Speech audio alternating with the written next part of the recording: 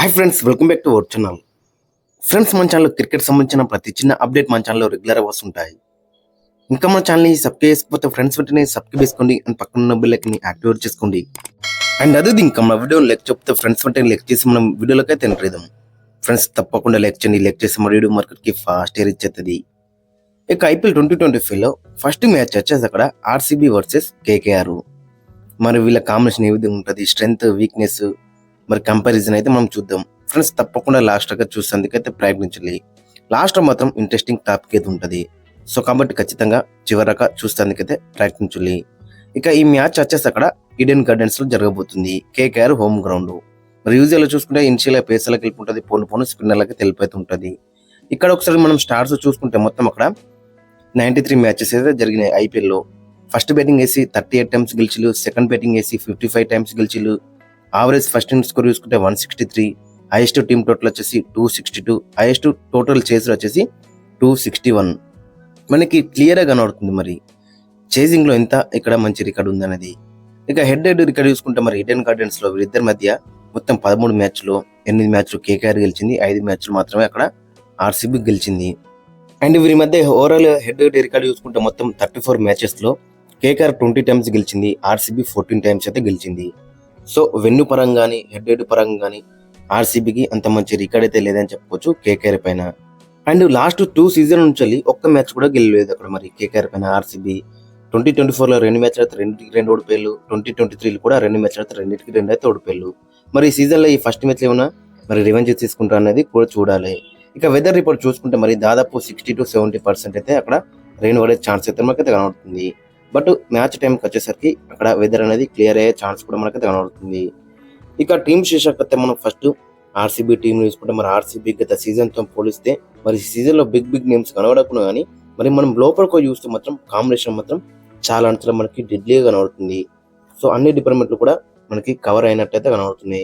మీద చూస్తే మనకైతే అర్థమైతే లేదు, బట్ లోపలికి చూసిన మనకు చాలా అంతా బెటర్ కాంబినేషన్ అయితే మనకైతే కనబడుతుంది. ఓపెనర్స్ కానీ, మిడిల్ ఆర్డర్ బ్యాట్స్మెన్స్ కానీ, ఇక స్పిన్నర్స్ కొంచెం వీళ్ళకి వీక్ గా కనబడుతున్నారు, ఇక ఫాస్ట్ బౌలర్స్ కానీ. సో చాలా అంతా బెటర్ గా కనబడుతుంది. ఇక ఓపెనింగ్ లో మనకు తెలుసుగా వీళ్ళకి మెయిన్ స్ట్రెంత్ వచ్చేసి అక్కడ విరాట్ కోహ్లీ అని చెప్పుకోవచ్చు. విరాట్ కోహ్లీ గత సీజన్ లో మనం చూసినాగా ఎన్ని రన్స్ కొట్టిండో అండ్ పవర్ఫుల్ క్యాప్ కూడా గెలుచుకున్నాడు. ఈ సీజన్ లో కూడా అదే కంటిన్యూ చేయాలని అయితే చూస్తాడు. ఇక మరోవైపు ఫిల్ సాల్ట్, మరి ఇక్కడ ఈడెన్ గార్డెన్స్ లో ఇతనికైతే మంచి రికార్డు ఉందని చెప్పుకోవచ్చు. గత సీజన్ లో కూడా కేకేఆర్ అయితే ఆడిండు, ఇక్కడ మంచి నాక్స్ అయితే ఆడిందని చెప్పుకోవచ్చు. సో ఈ ఆర్సీబీ తరఫున కూడా మరి ఆ విధంగానే ఆడదామని ఇతను కూడా చూస్తాడు. సో ఓవరాల్ గా చూసుకుంటే ఓపెనర్స్ ఇద్దరు కూడా చాలా స్ట్రాంగ్ గా మనకైతే కనబడుతున్నారు. ఇక తర్వాత చూసుకుంటే Rajat Patidar, Livingstone, Jitesh Sharma, Tim David రాక వీళ్ళకి మంచి సాలిడ్ బ్యాటింగ్ అయితే కనబడుతుంది. ఓవరాల్ గా చూసుకుంటే వీళ్ళ బ్యాటింగ్ అనేది మనకి చాలా బెటర్ గా కనబడుతుంది. బట్ అక్కడ మనం మెయిన్ గా చూసుకుంటే మరి గత సీజన్ లో ఆడినట్టు రజత్ పతిదార్ ఆడతారు అనేది మనకి ఇంట్రెస్టింగ్ క్వశ్చన్ గా కనబడుతుంది. ఎందుకంటే గత సీజన్ లో ప్లేయర్ గా ఆడాడు, బట్ ఈ సీజన్ లో కెప్టెన్ గా ఆడుతున్నాడు. మరి ప్రెజర్ ఏ విధంగా ఉంటుంది అనేది మనకి చాలా ఇంట్రెస్టింగ్ కనబడుతుంది. ఇక మరోవైపు లివింగ్స్టన్ స్పిన్నర్లకు ఎగనెస్ట్ గా మనకు తెలుసుగా మరి ఏ విధంగా ఆడతారు ఇంగ్లాండ్ ప్లేయర్స్. అక్కడ వరుణ్ చక్ర ఆడుతున్నాడు, సునీల్ నారాయణ ఉన్నాడు, వాళ్ళకి ఎగనెస్ట్ ఏ విధంగా ఆడతారు అనేది ఇంట్రెస్టింగ్ కనబడుతుంది. ఇక down the order team David చాలా మంచి ఫినిష్ అయితే ఇస్తాడు. ఇక ఇతనితో పాటు అక్కడ జితేష్ శర్మ కూడా ఉన్నాడు. సో ఫినిషర్స్ మాత్రం చాలా వీళ్ళకైతే బెటర్ గా కనబడుతున్నారు. బట్ వీళ్ళకి ఫాస్ట్ బౌలింగ్ లో చూసుకుంటే మరి అక్కడ డెత్ లో వేసే బౌలర్ అయితే మనకైతే కనబడట్లేడు. మరి ఇద్దరు కూడా Josh Hazlewood and Bhuvneshwar Kumar ఇద్దరు కూడా అప్ ది ఫ్రంట్ బౌలింగ్ అయితే ఇస్తారు. అండ్ అప్ ది ఫ్రంట్ వీళ్ళైతే క్రూషల్ అయితే ఉంటారు. మరి డెత్ లో లాస్ట్ సీజన్ లో మనం చూసినాక భువనేశ్వర్ కుమార్ 2 many రన్స్ అయితే లీక్ చేసిండు. ఇక మరోవైపు ఎస్జైల్ కూడా మరి అప్ ది ఫ్రంట్ వికెట్స్ అయితే తీస్తాడు. సో అతను కూడా డెత్ లో ఇబ్బంది అయితే వాడతాడు. అండ్ వీళ్ళకి మెయిన్ ఇష్యూ ఏంటంటే అక్కడ జోస్ హజల్వుడ్ ఇంజూర్ కన్సర్న్ అని చెప్పుకోవచ్చు. మరి 100% ఫిట్ ఉన్నాడో లేదో ఇంకా ఎటువంటి అప్డేట్ అయితే రాలేదు. బట్ ఒకవేళ టైం ఫస్ట్ మ్యాచ్ ఆడతారా ఆడనేది కూడా ఇంకా డౌట్ గానే మనకైతే కనబడుతుంది. ఒకవేళ జోస్ హజల్వుడ్ మిస్ అయితే మాత్రం వీళ్ళకి పేస్ బౌలింగ్ లో మాత్రం కొంచెం ట్రబుల్ అయితే ఉంటుందని చెప్పుకోవచ్చు. అతనికి ఆడపోతే మాత్రం అక్కడ లుంగి ఎంగిడి లాంటి ప్లేయర్స్ కూడా మనకైతే కనబడుతున్నారు. బట్ ఓవరాల్ గా చూసుకుంటే మరి డీసెంట్ ఫాస్ట్ బౌలింగ్ యూనిట్ లెక్కన కనబడుతుంది. ఇక వీళ్ళకి వీక్నెస్ ఏంటంటే ఆ స్పిన్ డిపార్ట్మెంట్ అని చెప్పుకోవచ్చు. మరి స్పిన్ డిపార్ట్మెంట్ లో మంచి స్పిన్నర్లు అయితే మనకైతే కనబడతలేరు. కృణాల్ పాండ్యా ఏ విధంగా రాణిస్తాడు, మరి శ్రేయస్ శర్మ ఏ విధంగా రాణిస్తాడు అనేది ఇంట్రెస్ట్ కనబడుతుంది. ఇద్దరు కూడా మరి వికెట్ టేకింగ్ బౌలర్స్ అయితే కాదని చెప్పుకోవచ్చు. But Shreyas Sharma leg breaks ఏ విధంగా ఉంటాయనేది మనకి చాలా ఇంట్రెస్టింగ్ కనబడుతుంది.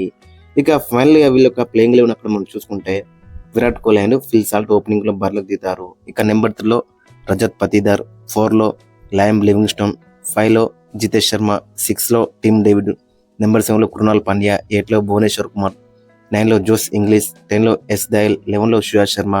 Impact player Rasikh Salam. మరి డెత్ బౌలింగ్ లో రాసిక్ సలం ఏమైనా తీసుకెళ్తారనేది కూడా చూడాలి. ఇతని దగ్గర మంచి స్లోయర్ వన్ అయితే ఉందని చెప్పుకోవచ్చు.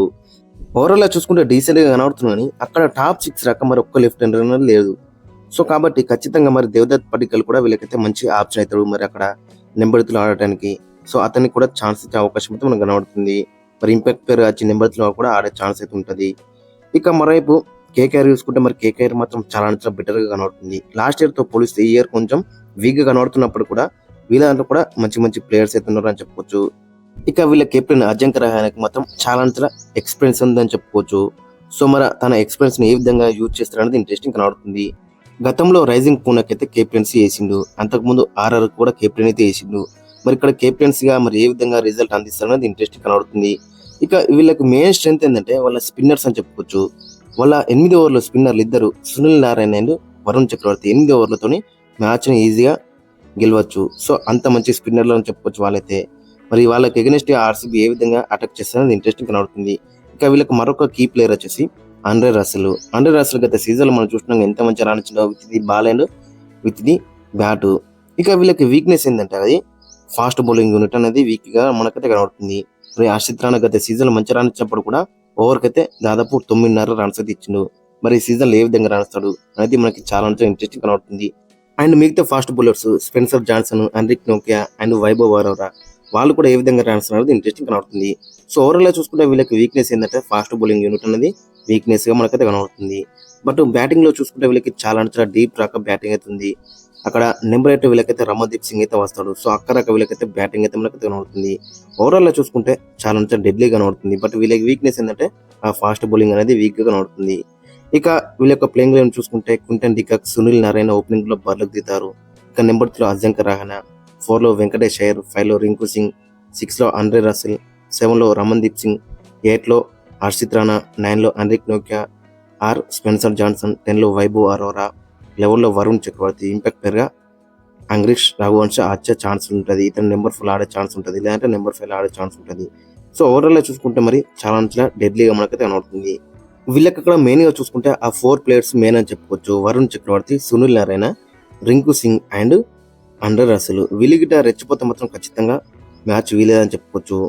ఇక మనం కంపారిజన్ చూసుకుంటే మరి అక్కడ కేకేఆర్ దగ్గర మంచి స్పిన్ డిపార్ట్మెంట్ అయితే ఉంది.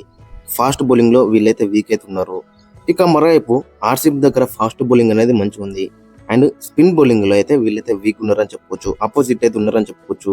ఇక బ్యాటింగ్ డిపార్ట్మెంట్ లో చూసుకుంటే ఓపెనర్స్ ఇద్దరు కూడా రెండు టీంలో కూడా చాలా స్ట్రాంగ్ గా కనబడుతున్నారు. ఇక మిడిల్ ఆర్డర్ లో చూసుకుంటే కొంచెం అక్కడ కేకేఆర్ కే స్ట్రాంగ్ ఉందని చెప్పుకోవచ్చు ఆర్సీబీతో పోలిస్తే.